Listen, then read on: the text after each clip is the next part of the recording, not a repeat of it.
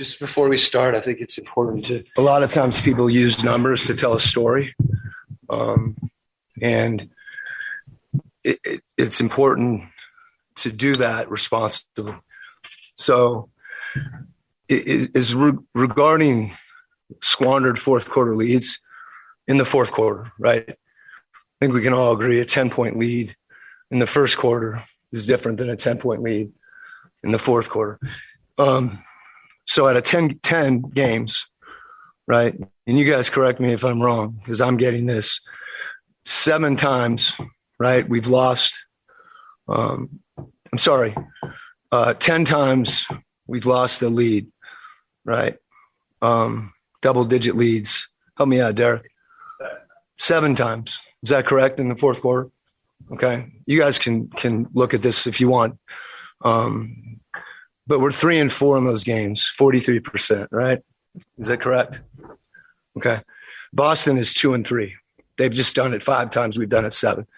And they're 2-3. So they're at a 40% mark. So, I guess what I'm trying to say is you could also look at this and say we lost the lead, right? And we got it back 3 times out of 7, which maybe that means we're a resilient team. These numbers obviously are different the last 2 games. But in those games, we had the ball at the end of the game, possession, down 2 against the Clippers. We had a similar situation against Golden State, down 1. So the fact that we're, I think the important thing, what I'm trying to communicate is, certainly when you have a fourth quarter lead, you want to keep it. And when you lose it, I think it's important to look at why you lost it. And, why we lost it the other night. We gave up open threes. We had turnovers. Some of the turnovers led to open threes. We didn't match up in transition, and Wiggins hit a walk-up 3. But it's important to me because I think it's important for our group to understand, to whatever extent there's a narrative that's been created, I'd like for it to be accurate. And I think everybody would also like that when we're writing about a team losing fourth quarter leads, yeah, you may have lost the fourth quarter lead at the 9-minute mark and gone on to win the game. It also says we've played pretty well, because if we're up, double digits in the fourth quarter for the most, I'd take that. I'd rather be up double digits than single digits. So, and the other thing is this business about Donovan not passing to Rudy. And this one's really irresponsible because, it's not hard to figure this out. So first of all, Donovan plays with Mike, right? Okay, when Donovan plays with Mike, he's not even the primary ball handler. So when Donovan and Mike and Rudy are out there together, is what I'm saying, right? Those minutes, Donovan is off the ball. So I don't know how he, with 2 guys on the court together, if we want to go by possessions or percentages, that would be different. But, Trae Young, Capella, that's the comp that we're using, right? Out of 3,442 possessions, he's passed to Capella 472 times. Okay. Donovan out of 1,600, he's passed to Rudy 150 times. So those are roughly the same number, right? So what this says, Trae Young has a lot of pick and roll possessions with Capella, 3,400. Mike Conley has 3,000 on our team. Donovan only has, 1,600. So let's make sure we're comparing apples to apples. And Donovan and Trae Young have the exact same pick and roll efficiency. They're tied at 6th in the league. So that means Donovan's playing pick and roll with Rudy, and he throws it to Boyan in the corner, and Boyan hits a 3. That doesn't count as him passing to Rudy. That's worth 3 points, So to the extent that Donovan's having to answer questions about how he doesn't pass to Rudy, he passes to Rudy, very close to the amount that Trae Young does to Capella based on how many possessions they have. And, this is about efficiency too. It's about scoring. So if people back up because Rudy's such a lob threat which they do, like people are hitting him, they're holding him, so sometimes like he may not have even been in the play. And granted, if Donovan has a layup, I think everybody would agree that we want him to take it. So it's about scoring in those situations. And you can score by hitting somebody. Maybe Donovan throws to Mike and Mike hits a three. So you don't get it, you don't get credit for passing to Rudy, but I think we take 3 over 2. So let's not try to drive a wedge, between some of these players, and especially using numbers. We should be more responsible than that. Because when I hear that, and I compare it, like I know how these guys are doing, and they're playing great. They're playing great together. We're not playing great all the time. We want to play better, but you don't get there, by trying to say that one player is not passing to another. I just don't think that's true, especially when, Mike Conley leads the league with Rudy. So maybe Donovan's not doing as good a job with Mike Conley in pick and roll because he's 1.2 and Mike's 1.22. Donovan used to lead the league and now Mike does. So the way I look at that is Mike and Rudy and Donovan and Rudy are pretty darn good in pick and roll. I think that's the bottom line. Okay. And our offense is pretty good because those guys are good in pick and roll. And Rudy's good at rolling and Mike and Don are good. And if people go under, we shoot. If there's a layup, you take that. If there's a 3-point shot open, you take that. And if Rudy's open for a lob, you should look at how many times we try to throw the lob and maybe it gets tipped because they're trying to throw the ball to Rudy. But go ahead and note that because it's not fair. When Trae Young has 3,000, of course he's passed the ball more to Capella than Donovan has to Rudy. He's got 3,400 possessions and Donovan's got 1,600. So let's compare apples to apples as far as our players go. Because what I know is both those guys are unselfish. And, if we can pass to Rudy every time because he's open, that's what we want to do. If Donovan can lay it up every time because he's open, that's what we want to do. If they guard both of them and we can throw it to Boyan and hit a 3, that's what we want to do. So I was told Donovan was asked about this. So, I don't know how the question was posed, but I do know, that we're ignoring some things that, aren't that difficult to ascertain if you're really trying to get the complete picture. Unless you're trying to just make Donovan and Rudy, and it's not the case too. So the story is not accurate relative to where those two guys are, Okay. Let me ask you then too about the play at the end of the Warriors game where Rudy had kind of. Yeah. When Royce's man was cutting through on Klay Thompson, if you could stand Andy and hold the ball, when you have a guy in front of you and you may look at a player and see another player going by him and not pass. There's a window there. It's like being a quarterback in the NFL and having someone break open for a second, and maybe you didn't make the throw.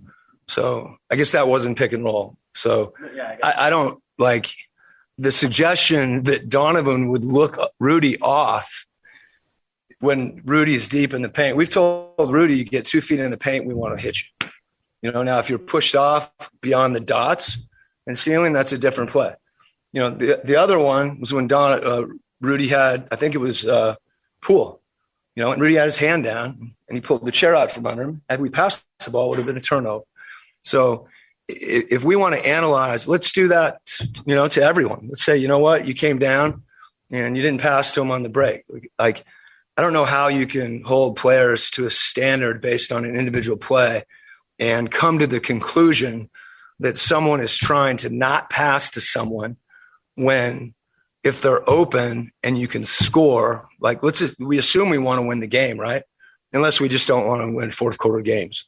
Like, of course he's going to pass to him. And you saw that throughout the game. Mike passed to him. And the thing about that is Rudy's doing a great, like, the last, few games, Rudy's finishing in the paint has been really good. I don't know who took that picture, but I could take a lot of snapshot pictures of the situation.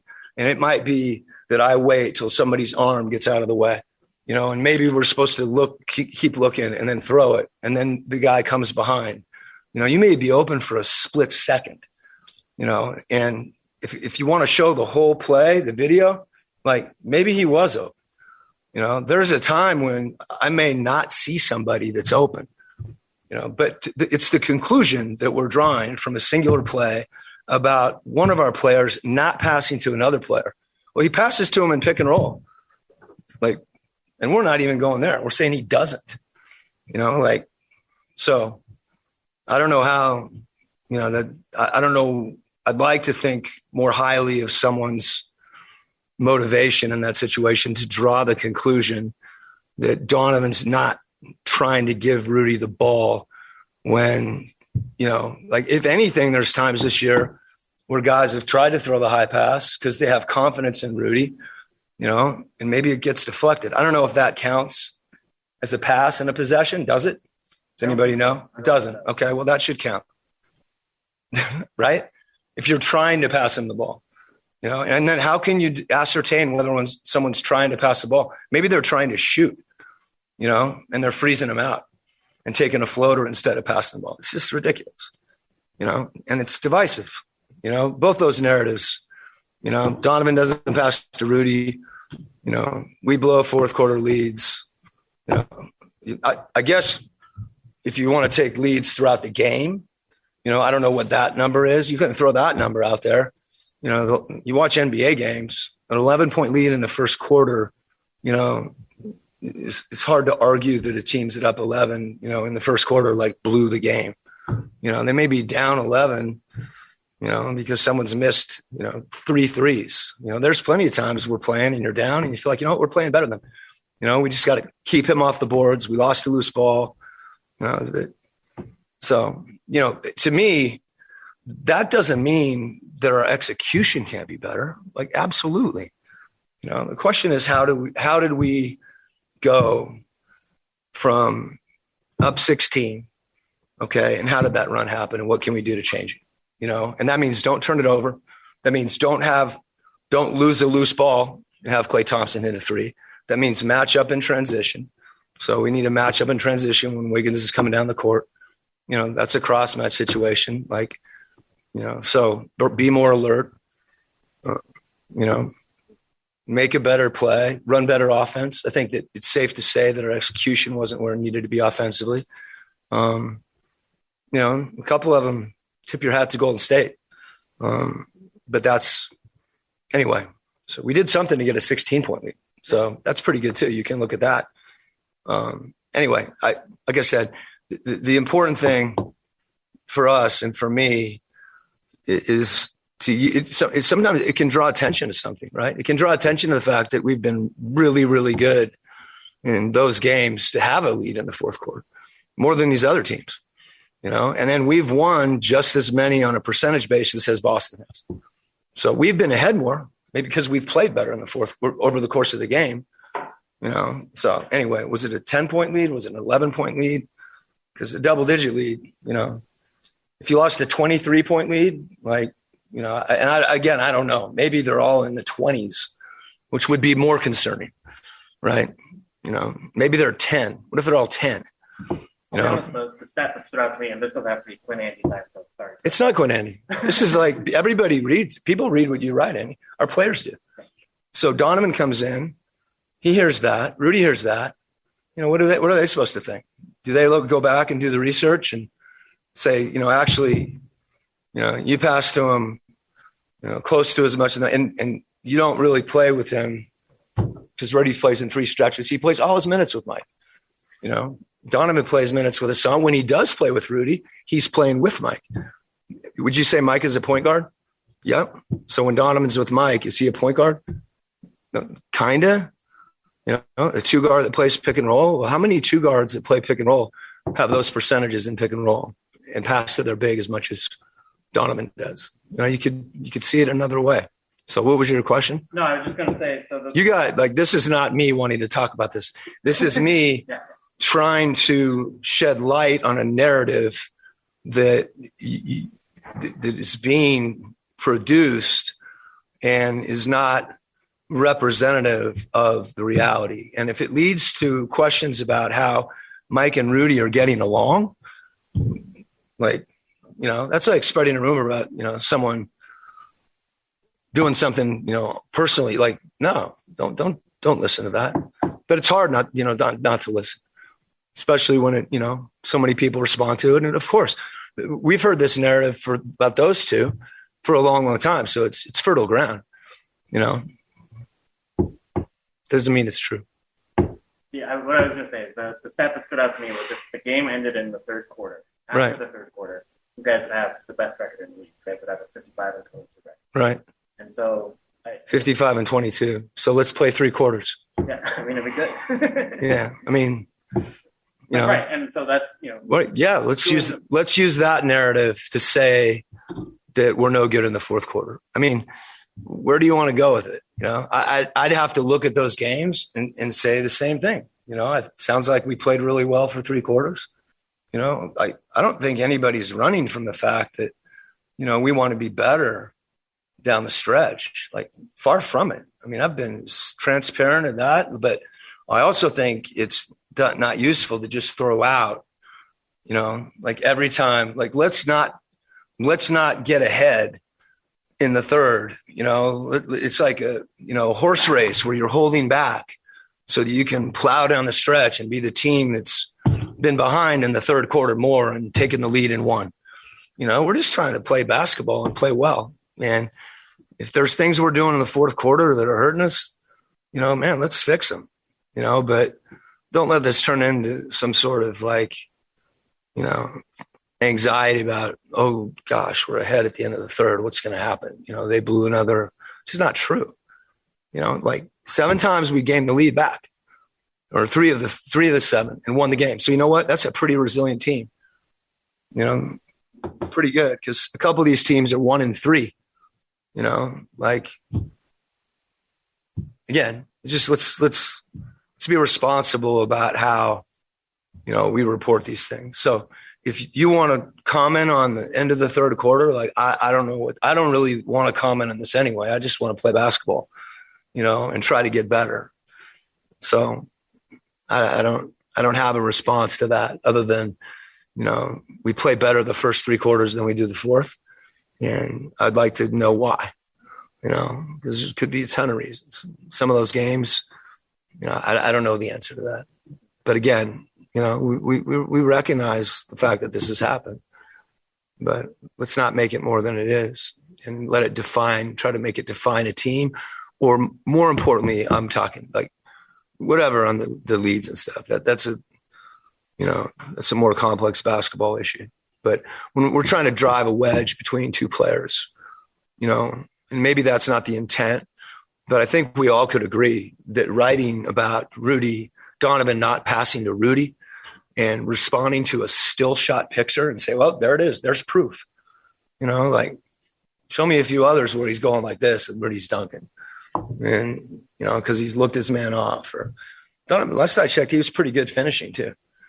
Like, you know, maybe is he a better finisher than Mike? I don't know. Do you want to tell Mike doesn't finish that well, so he passes to Rudy more? I mean, come on. So anyway, if it gets to the point where Donovan's answering questions, the inference there is that he doesn't pass to him, and there's a problem between the two of them. It's not, those aren't illogical jumps. Come on. So I haven't seen that. I haven't seen that at all. So they sit at the same table and they eat sometimes. You know, we don't, you know, I don't know if they ride to practice together. Probably not. You know, anyway. One of the things how much is their offensive rebound? How much different game plan for their offense? I think there's an awareness that you have to have.